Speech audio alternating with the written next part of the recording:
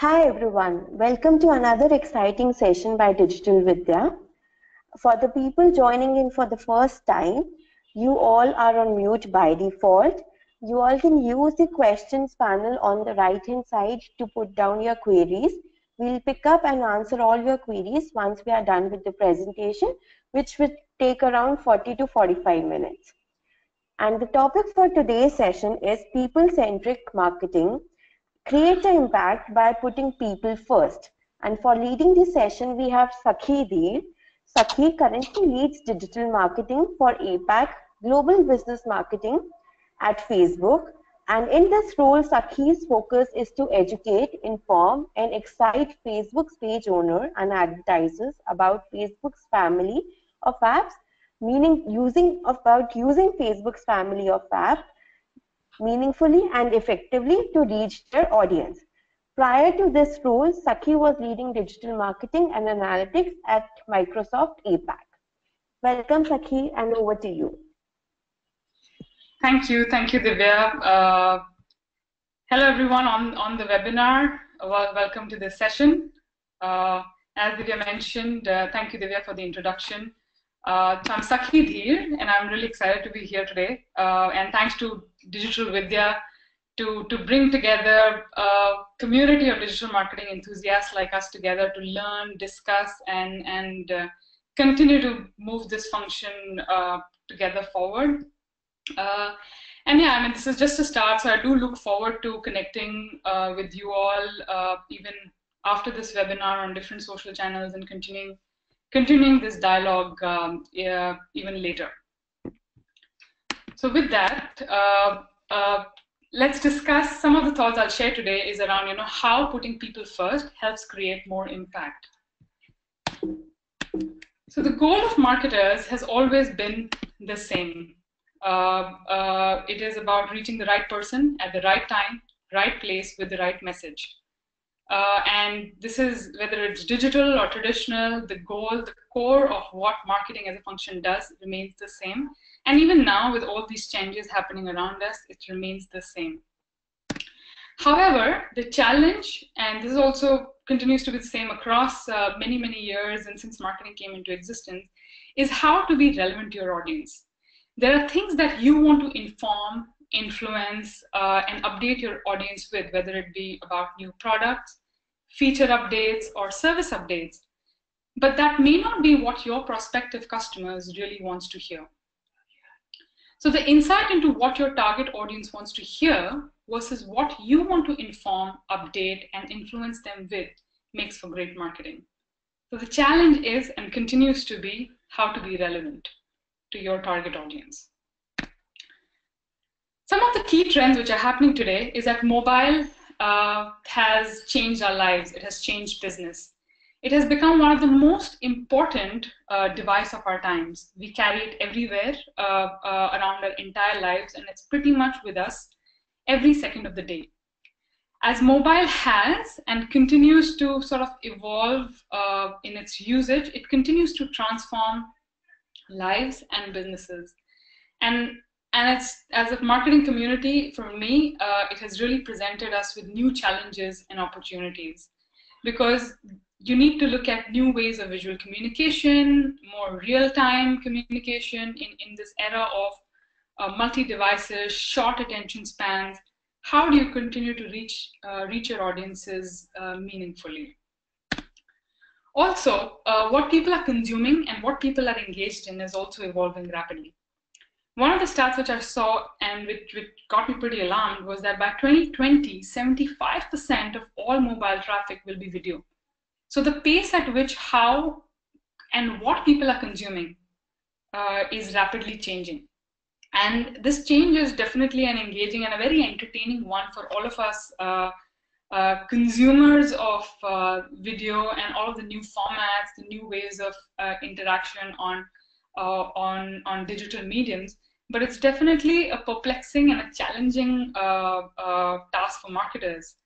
Like I mentioned, about how do you reach people meaningfully, new visual ways of communication, reaching them the way they want to hear in ways and channels where they are engaging in and they are consuming content. Also, the consumer journey is constantly changing between devices, apps, and platforms. In today's multi-device world, people are researching on one device, doing activities such as reading peer reviews on another device, and probably converting on another device. So as per one of the researches by eMarketer, 50% of people use 3 or more devices right now. 41% of people start an activity on one device and finish on another. So it is no longer a theoretical concept where people are consuming content, making decisions, and doing different activities on different devices at different times of the day. It is quite a reality now. And with this, if you add in the in-store or offline activities to create a full 360-degree view of your customer, it makes things more and more complex and challenging. Going back to the core problem of us marketers, that how do you reach people with the right message at the right time, at the right place? And in a situation like this, where you have multiple devices at different times of the day, and even if you were to look at just your household, you would at any point in time see multiple devices being connected to the internet. So how us as marketers understand the situations better, understanding our customers and audiences better, understanding what influences them to purchase, the purchase journey that they're taking, and what are the triggers which ultimately leads them to convert. Because that will help you understand what creators, what channel, what messages to basically drive to your audience to help them find value in the messages you're trying to drive to them. Having said that, people also now expect fast and frictionless experiences from businesses more than ever before. And especially so if they're interacting on mobile. As per one of the researchers, 40% of people abandon a site if it doesn't load after 4 seconds, which is a very low attention span, that you have to make sure that your infrastructure capabilities, your messages, all are being delivered to your customer in less than 4 seconds. 49% of people say they would purchase more on mobile if it were easier. So designing for mobile now cannot be an or strategy with desktop. It has to and should be a core part of your campaign planning, whether it be designing creatives or buying media. If you have to continue to think about people first and drive and deliver people-centric campaigns and media. So having said that and introduced you to some of the key technology and trends I feel are impacting the world, business, whether it be mobile, the rise of video, and all of the new consumer behaviors, reaching the right person at the right time with the right message has never been so targeted, but at the same time, it's never been so complex.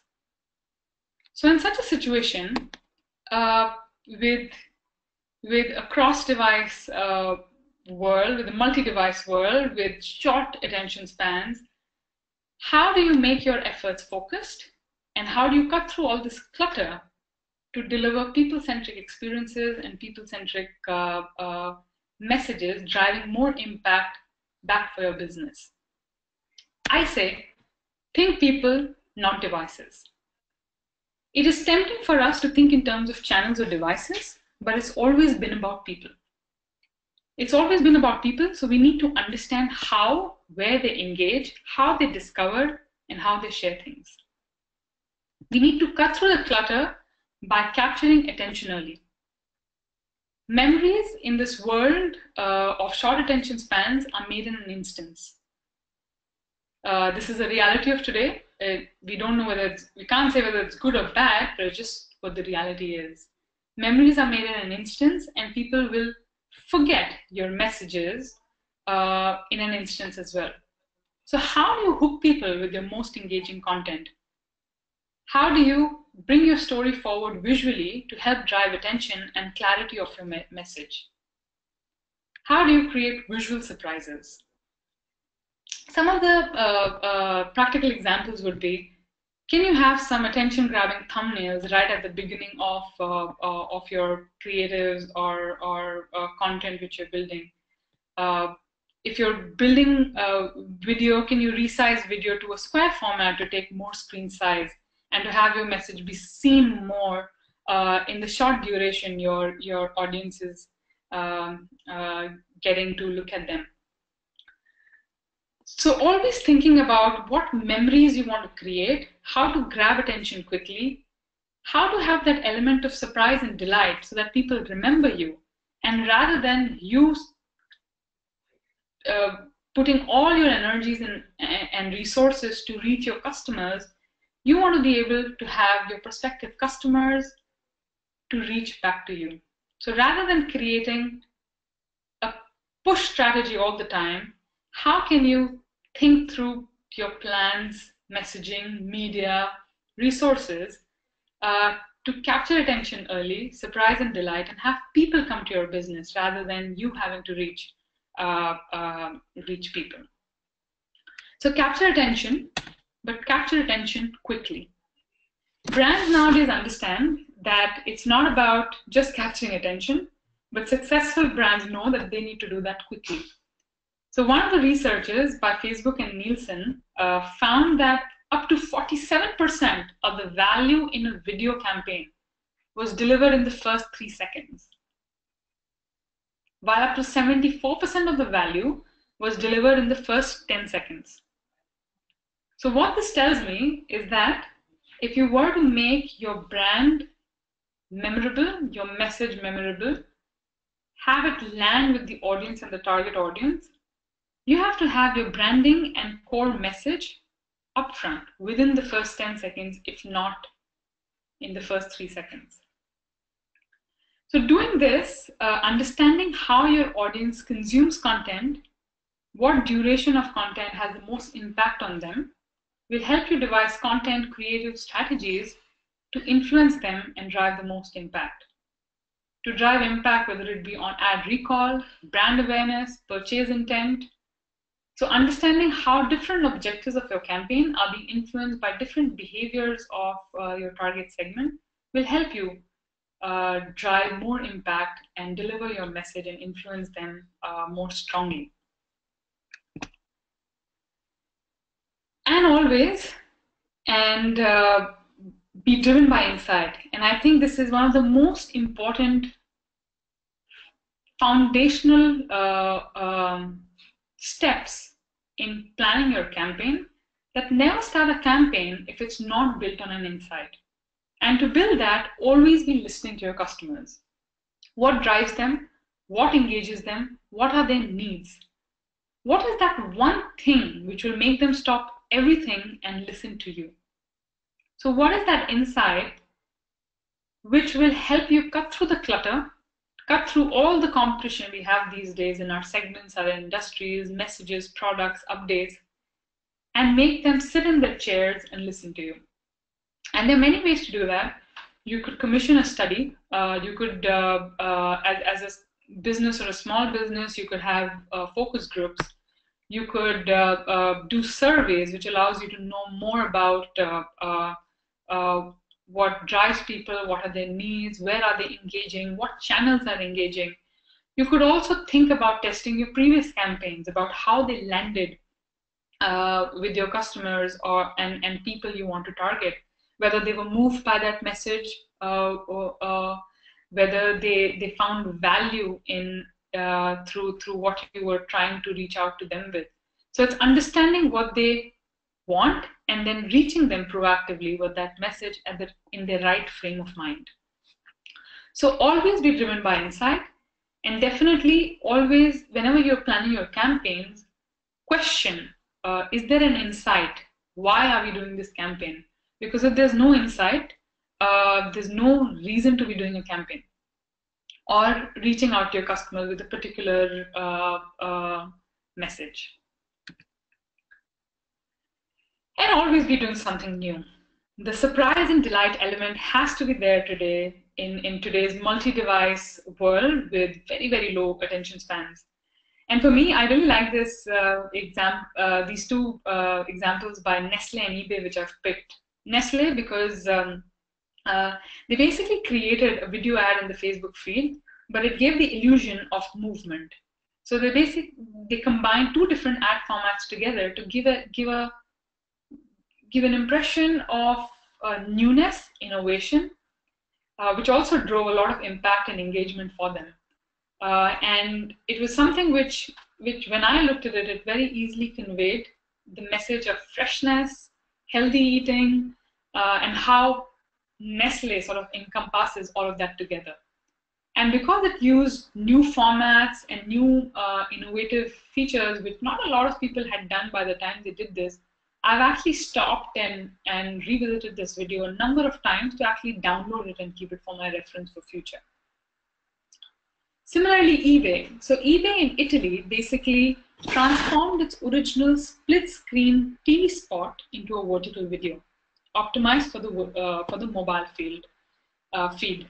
So in doing so, they not only sort of repurposed their TV creative, so they used basically the same assets they had without spending a lot of resources. They reused it for a different channel. They put a lot of careful thought on how to basically reuse the resources they had, but also what they also thought about was carefully imbibing the learnings of a digital channel, of putting their branding up front and making the TV spot a little shorter and more crisp and concise. They were able to get a 360-degree impact on their customers across TV and digital, and in almost the same budget and resources. So I find both these examples really good, where in one you have basically innovated with formats and creative messaging, and there's one where they used a really successful TV spot to design for their new channel. And for some reason my presentation has crashed. Just give me a second.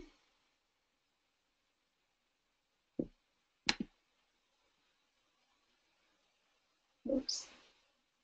Just a second.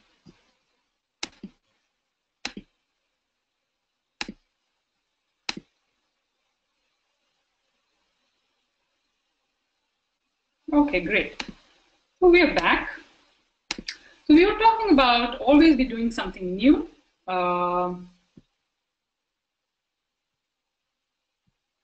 Oops. Okay. Let me move this here.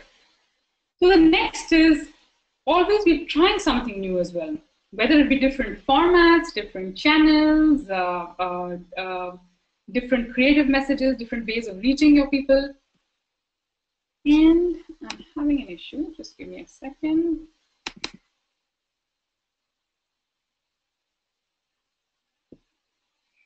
This always happens. So hopefully we'll have this running in no time. Okay. So let me do this. Let's try it again. Okay. So you always be trying something new. These are great examples of vertical videos, of canvas, of carousel, rich media, expandable banners, and figure out what channels are new, what formats are new, and then based on what resonates with your target audience, reach out to them in that format, messages, and build learnings over time. Based on the budget you have, the resources you have, maybe sometimes you'll be able to do vertical videos, sometimes you will not be able to do vertical videos. You'll be able to do search, you'll be able to do regular static ads across different channels. So based on how much money you have and based on your plan, prioritize and understand what works with the people and what's delivering value to them. And I strongly feel that in today's world, we cannot wait for customers to come to us. Us as businesses have to reach out to our customers and tell them what exists and how your product and business can make their lives better. And successful brands know that the consumer journey today has changed so much that really you cannot be expecting people to come to you, and you have to reach out to them because there's so much happening around you. People are exposed to so much information, whether it be through TV, even traditional media or digital media. There are multiple channels through which people are consuming content. Attention spans are low. So you have to reach people where they're actually searching for problems and issues they might be trying to solve and create purchase intent. And the traditional retargeting performance channels like search and display retargeting only reach people at the end of the journey, after they have actually decided what to purchase. And reaching people at this point in the journey is highly competitive. And a lot of times also late, because people have actually decided what they want to purchase for. They exactly know what they're searching for, and they've almost made up their mind. To grow, businesses must generate intent for what they offer from people who are likely to purchase from them. And for example, on Facebook, businesses can actually pair the right people to the right products by sort of combining data businesses may have about people and the information Facebook has about people. So combining two data sets together to understand people and their needs better, and for businesses to be able to deliver the right messages, the right products, the right updates. So basically in this era, you need both reach and relevance. And creating purchase intent actually is easier said than done, because as we all know, the journey from connection to conversion is now never a linear journey with people switching devices and channels at will. It's not a straight line.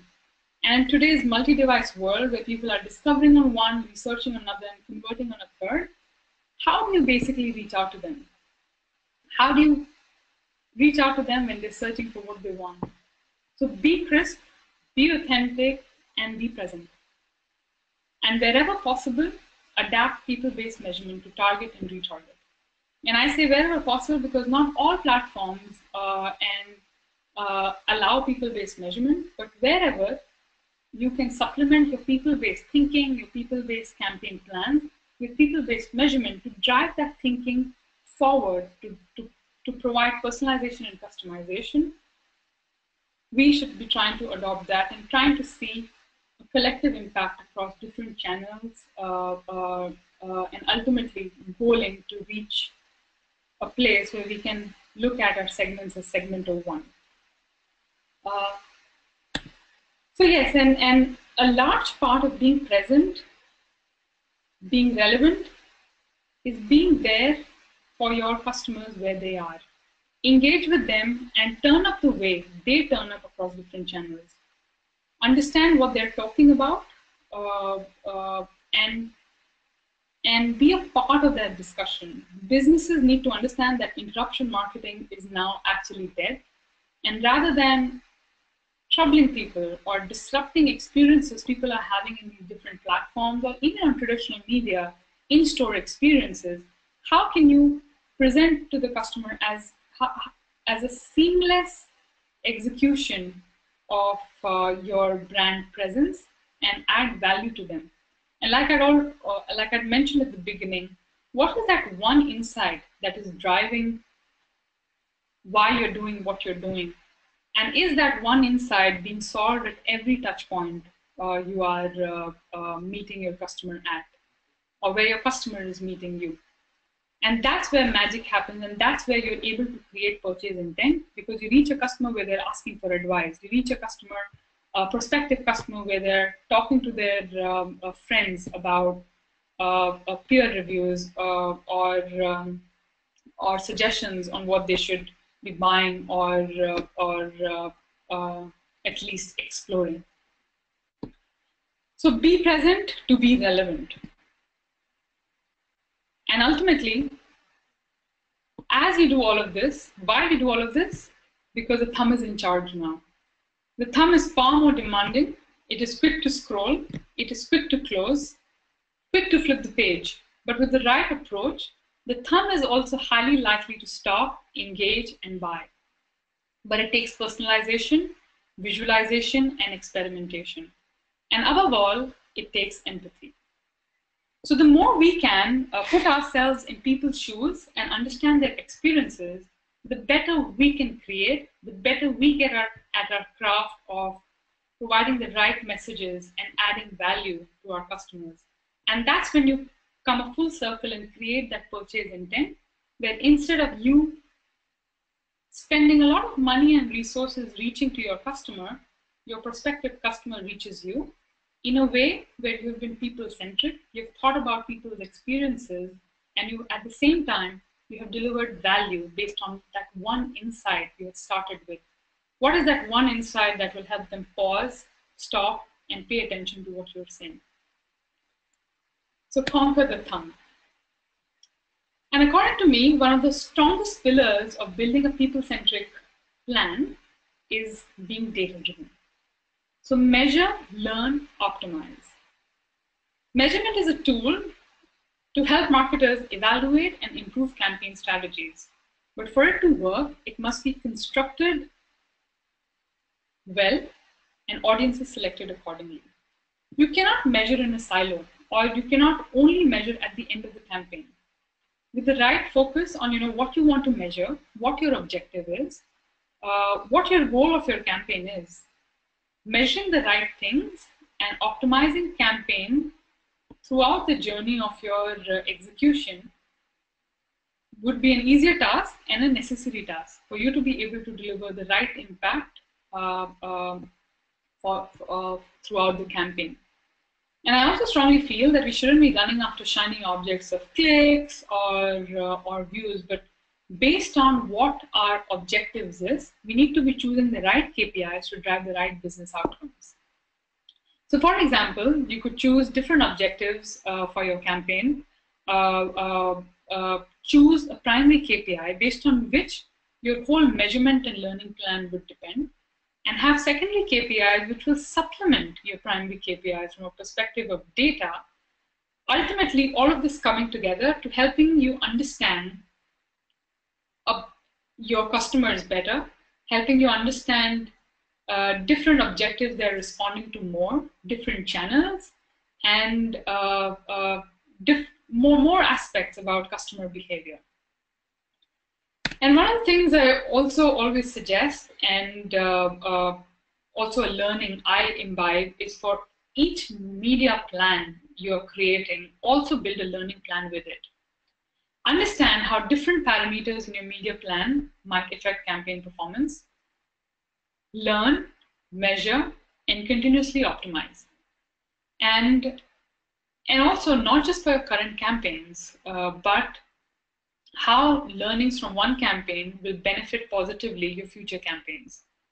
For example, you could think of dividing your learning plans either based on one parameter. So like usual A/B tests, where you keep everything else constant and try to move one parameter to learn. You could think about doing that for audience. So you could test your ads for different audiences with the goal of being able to pinpoint and focus on one particular audience which is responding the most to your campaign, and eventually being able to understand more and more about every individual, every small group in your audience. So you could start with having a broader segregation, audience A compared to audience B, or comparing 3 to 4 audiences at one time, understanding more and more about a particular audience with every campaign. And based on what works, who is responding most to your messages, you could then craft very specific strategies, loyalty programs, or rewards only for them to make them loyal and long-term customers. And for other groups, have different strategies that you could think about. So lots you could do, from understanding more about your particular customers, leading to a segment of one, to understanding more about who are your most valuable customers. You could think about delivery optimizations. You could choose to optimize conversions in one test versus link clicks in another.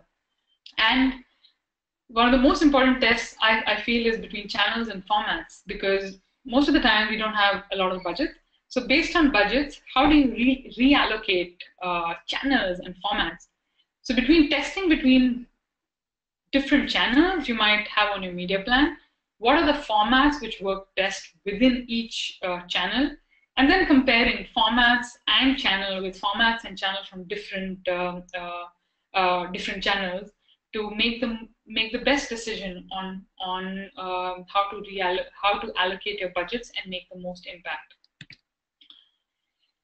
And as responsible marketing managers, before we start delivering on people-centric plans, always assess, do we have the right organization structure to be able to deliver timely and beautifully the kind of experiences we want to create for our customers? Do we have the right internal connection? Do we have the right alignment between stakeholders? Do we have the right handshake between agencies and media teams, creative teams, program management team, and infrastructure? Do we have the right infrastructure to deliver real-time, personalized, customized experiences? Should we be thinking of an automation platform? Do we have the right email marketing strategies in place? So thinking through the right organization structure and infrastructure before embarking on delivering on our people-centric plan will basically go from making a theoretical people-centric plans to a reality. And yes, plan early to put people at the center. Always start with an insight. What is that one insight that will make your audience pause and take notice? Have aligned campaign planning. Bring all internal teams together, communicate well, and assess resources. Think about end-to-end measurement. Wherever possible, think about people-based measurement. Pick the right KPIs. Do not run after shiny objects. And build learnings. With every media plan, always have a learning plan as well. With every campaign, learn about your customer to make future campaigns better. Above all, build and deliver experiences. And with that, I'd like to share with you two examples which I really like, which basically really showcase how to build good experiences for your customers and really deliver on your people-centric methodology. So Michael Kors basically adapted a strategy to combine their offline experiences with online experiences. So they basically used information they gathered about their customers from an offline conversions API, and then they used that information they gathered to create different campaigns for these different segments of people based on value, timing, and frequency of their purchases. So this strategy not only helped them identify the connection between offline to online, helped them basically create a 360-degree experience for their customers, which led ultimately to a 31% increase in attributed in-store transactions, a 33% increase in attributed ad spend, and 25% increase in attributed revenue. And overall, through this campaign, they learned a lot. They learned a lot about their consumer behavior and how people basically interacted online, and not only online, but how online interacted with offline, and what was sort of the attribution to help them as a company connect digital spend with impact, which is, I think, one of the pioneering examples of how to have great conversations with internal stakeholders on return on investment and being able to create that 360-degree experience for our customers. And they learned a lot about their customers, which they also were able to apply to future campaigns, whether it be segmentation, what's the value of purchases, what's the last touch point digitally before they actually came, customers actually walked into their stores to inquire how much of the purchase decision was already made online. Like one of the researchers talks about that 60% of the purchase decision is already made before people actually meet with a salesperson or enter their stores. So they were able to validate a lot of the theoretical researches they were referring to, and ultimately created a great experience for their customers. Another example which I really like is from Cadbury. So Cadbury India, and I'm sure a lot of us have seen this ad on TV recently, had a great message of growing friendships. And that really nice emotional message they conveyed in a very thought out manner across by using cross-channel, cross-platform activation. They had visual imagery and very focused goals. One of the things they were really focused on was reaching the maximum number of people in their target audience. So they adopted a new way of buying media on Facebook at that time, which was reach and frequency buying, which allowed them to reach the maximum number of people. So Cadbury gave its audience a seamless experience across traditional and digital, helping them deliver, and not just deliver a very successful campaign, like they were able to increase their incremental reach over TV by 55.7%, but they were also able to increase their brand consideration by 5.1%, which is a great metric from a perspective of for a confectioner like Cadbury, which already has a really big fan following in the market. So these two examples for me really uphold the essence of people-centric marketing, where they're thinking about people, where they're building experiences across the whole value chain of what is that insight, like in the case of Cadbury, for this particular segment of people in their young teenage plus early 30 age group, growing friendships and friendships holds a big appeal. So they tapped into that growing friendships appeal to deliver great message and used different media buying tactics across traditional and digital to reach the maximum number of people and move the needle from a perspective of brand consideration, which is already quite high for this particular brand.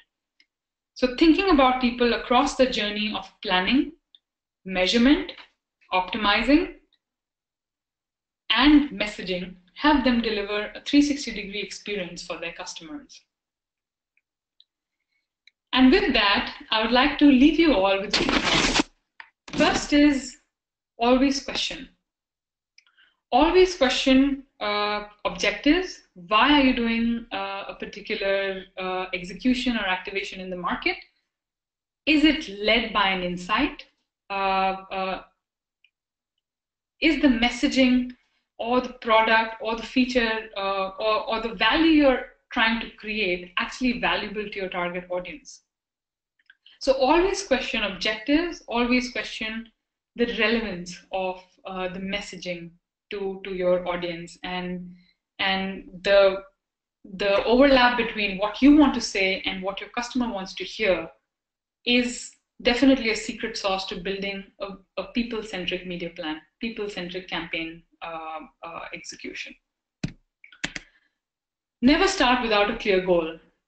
And the goal should form the foundation of your campaign plans, your media plan, and measurement, which will allow you to connect different stakeholders and all of the activity you do internally together to help build that people-centric experience and drive impact, whether it be from a brand consideration perspective, ad recall, purchase intent, in-store sales for your business. And in this multi-device world of less attention spans, always be crisp, be relatable, and capture attention. Not just capture attention quickly.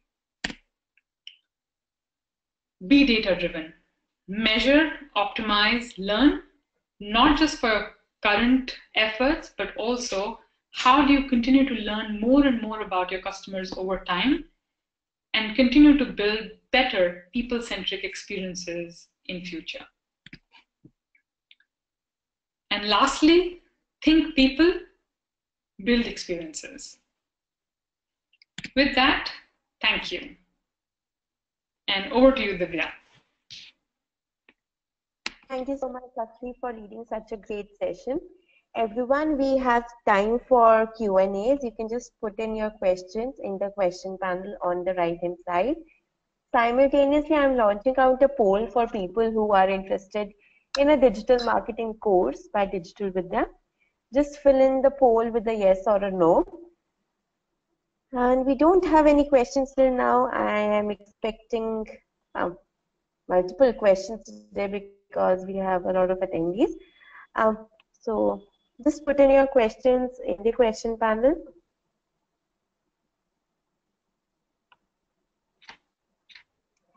We have got our very first question from Priyanka. She's asking, how can a startup come up to a successful digital marketing strategy where budgets are a real-time constraint? Yeah, so great question. I think this is one of, not just for startups, but I think for even for bigger organizations, thinking about the impact you can get without any investment is the right way forward. And I think for startup, the first way to think about is identify where your audience is, where your prospective customers are engaged. Firstly, understand what drives them. Understand that particular insight, which will help you to craft the best messages for them. And there are a lot of softwares available online, or with a good somebody with good PowerPoint skill can create some really fun looking animations and graphics, using that to then think through what are the channels and the organic reach available in some of the channels. And though I mean a lot of channels don't allow you to easily reach a lot of your customers online organically, but having a active channel on different, whether it be on Facebook, on Twitter, on LinkedIn, having a channel where people know that they can reach your business is a great way to start. To be there for people who are looking for you, and building that intent in the market is, I think, is harder without money. And I think what I suggest here is be active online in groups, in discussions which are happening in different channels.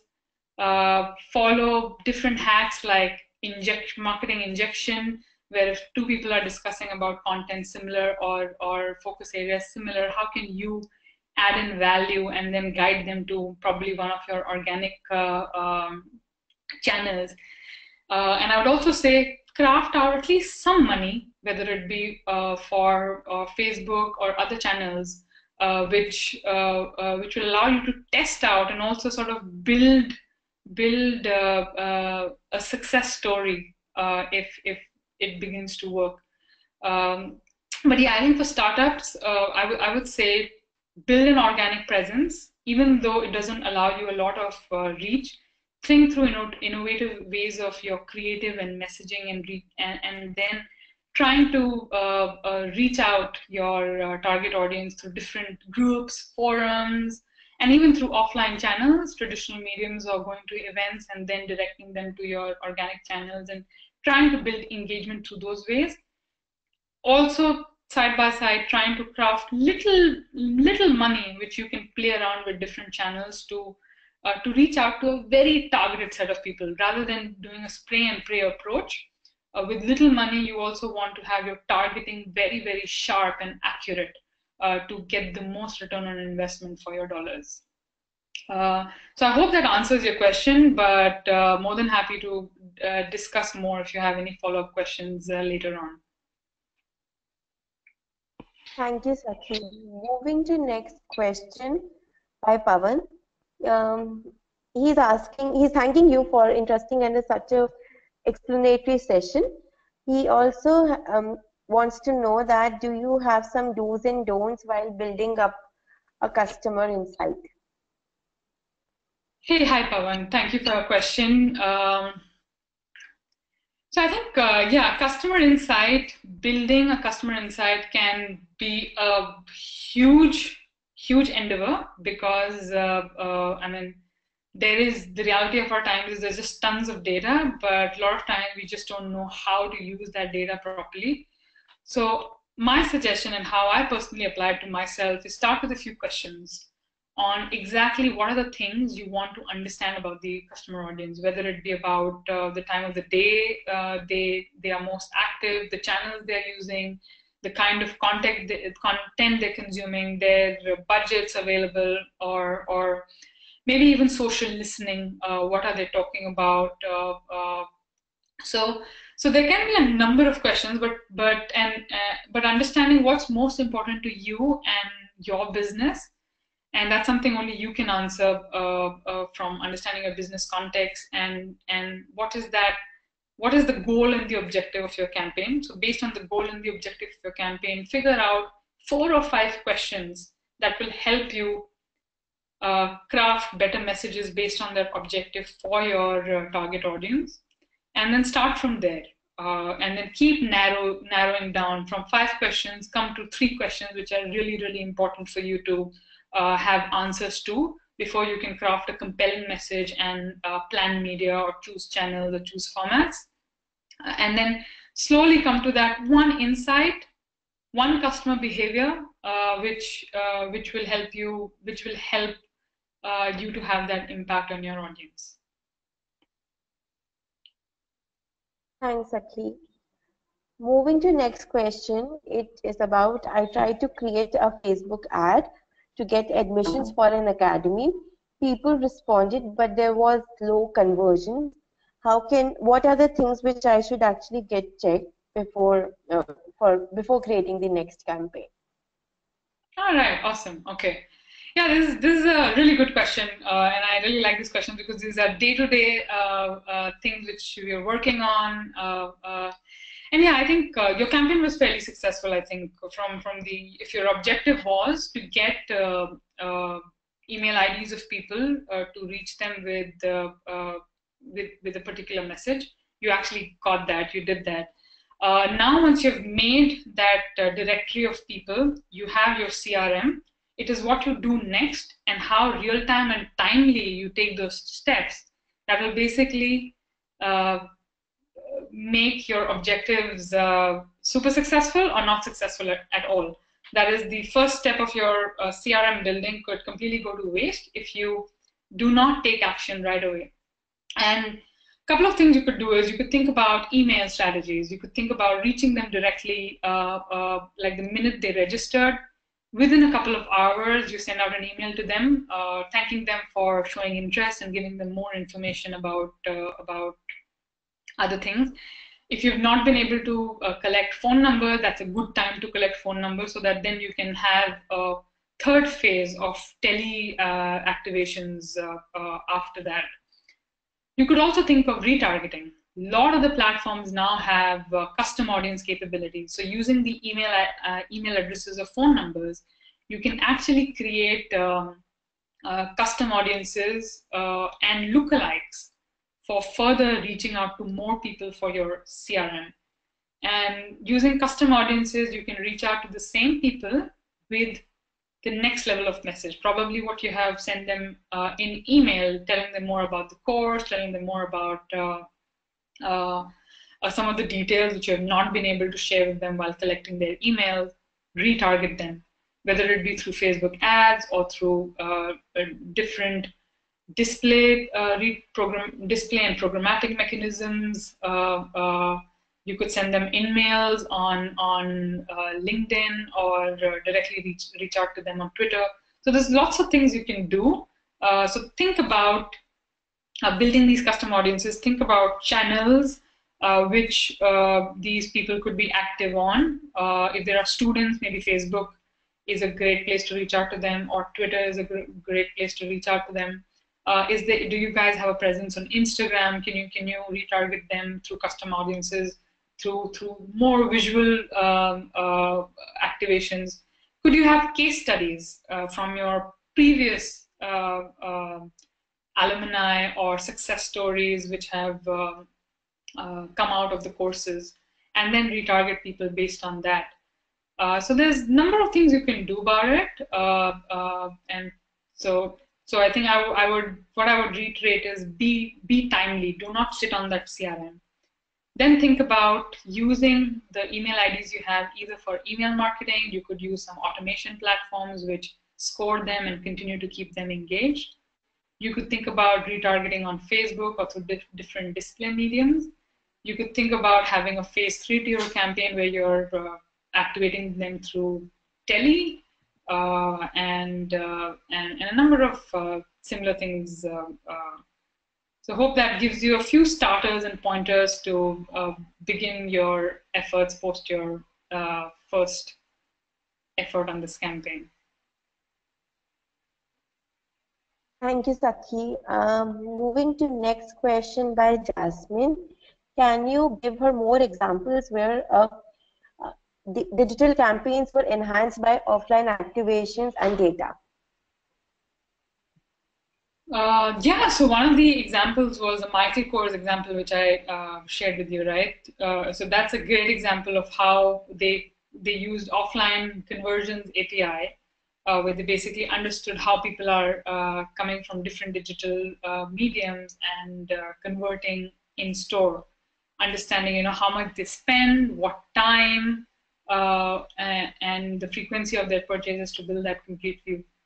And a lot of people are actually doing that. There are a number of case studies you can actually search for and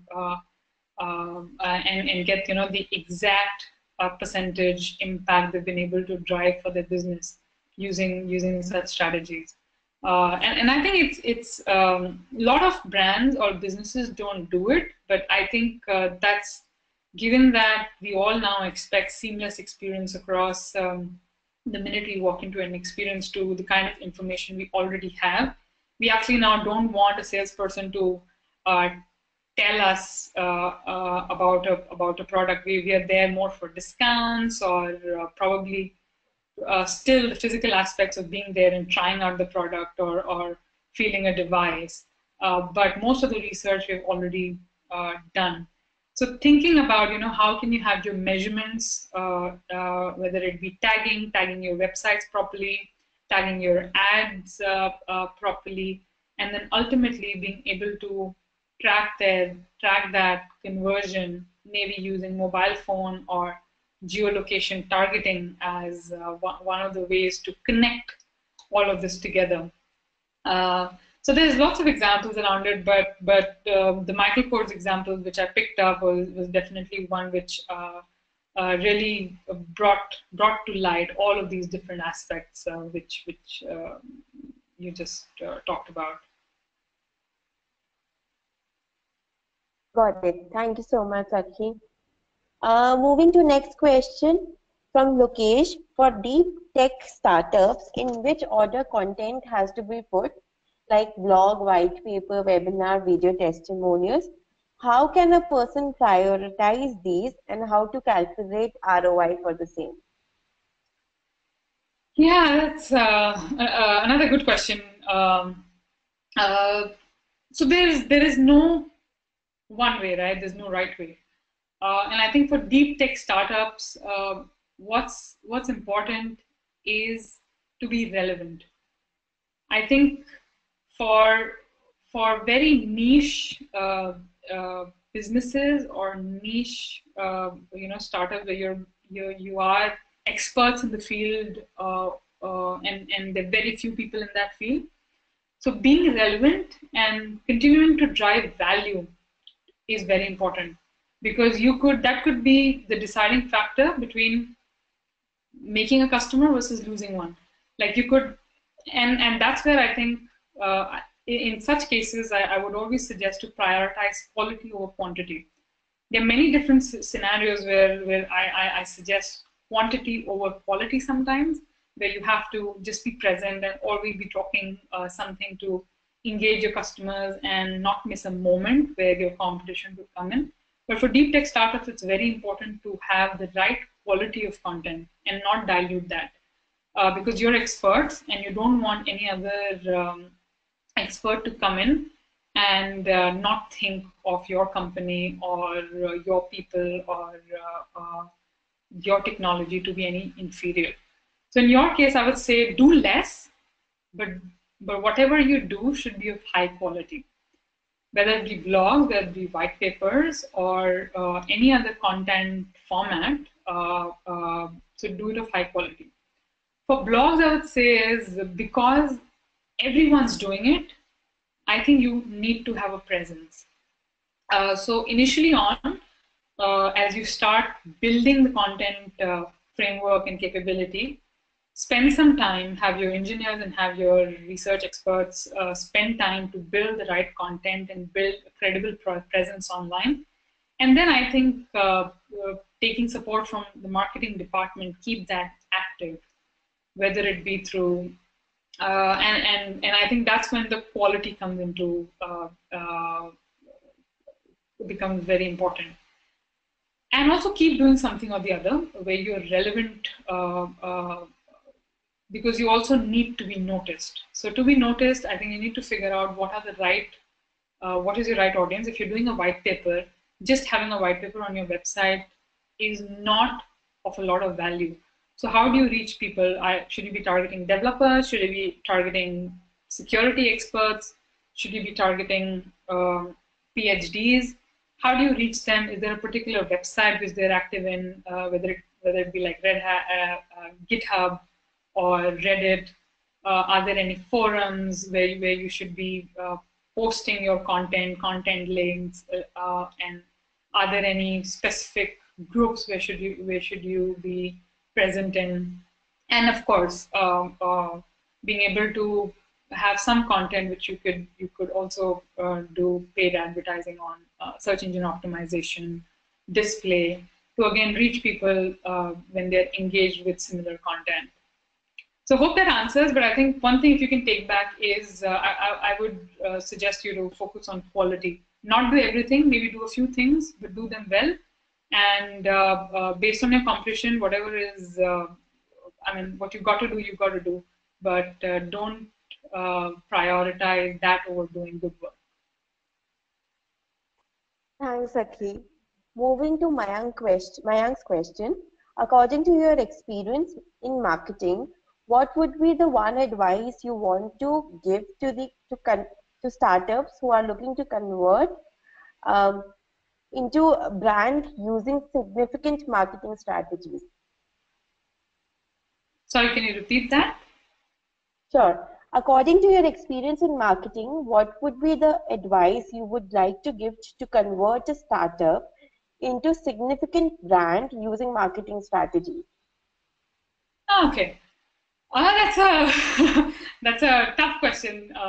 If there was a formula to it, a lot of people would adopt it. If I had a formula to it, I would start my own company and become a really successful brand. But the reality is there's no formula. I think you need to test, learn, and reiterate, measure what's working, what's not working, add value. I think if you look at all the big brands, it's not marketing which is make them big. It is the value of their products. Marketing just helps people reach, get connected with that value. So even if you were to spend hundreds of dollars and a big marketing budget, but if your product is not good, if your idea is not good, it's not going to be of there will not be any return on investment. You would still be a small company delivering a bad product, which has probably spent millions of dollars on reaching consumers on a mass scale. So I think it's about test, learn, iterate, start small, build a good product, build a good content strategy, think of that insight, which I talked about earlier in my presentation, which moves people and which will help them to pause and take note and ultimately, becoming your paying customer.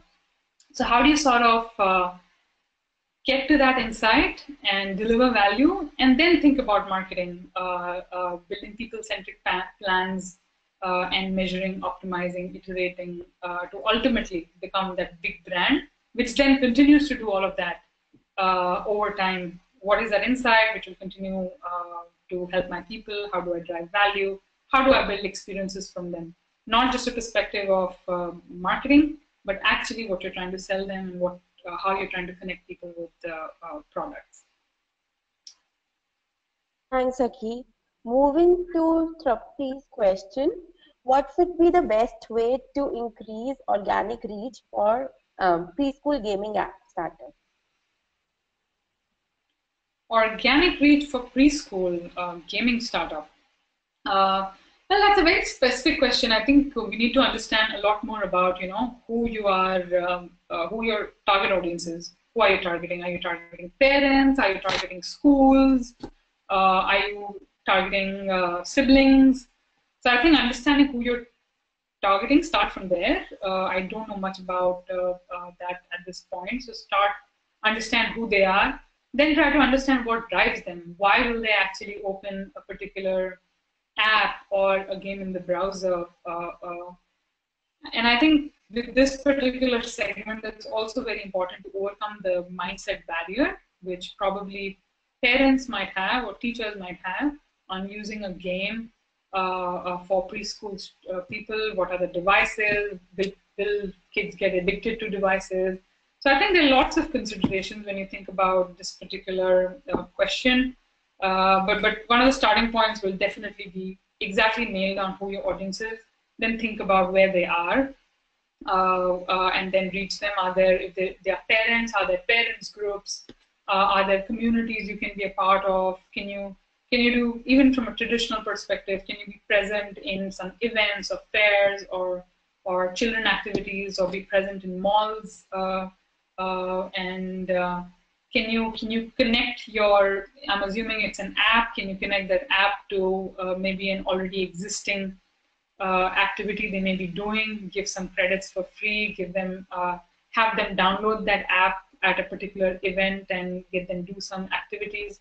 So there are lots of things you can do. So think about audience, how would you activate it, what content would be behind it, the quality of content, and again, I always think about the experience you're trying to generate for your audience.